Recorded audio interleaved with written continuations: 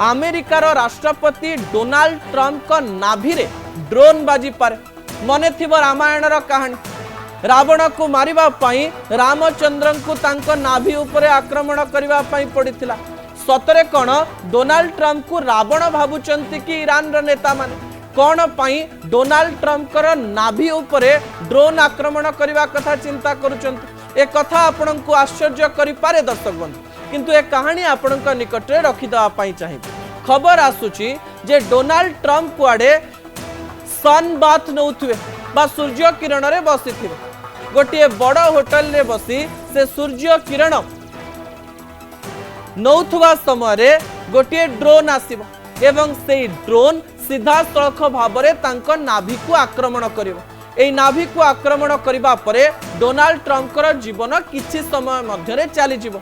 ए घटना जेतेबेले सामना को आसीछि विभिन्न प्रकार आलोचना आरंभ हो जाइछि। ए कथा डोनाल्ड ट्रंप को पाखु मध्य पहुंची जाइछि।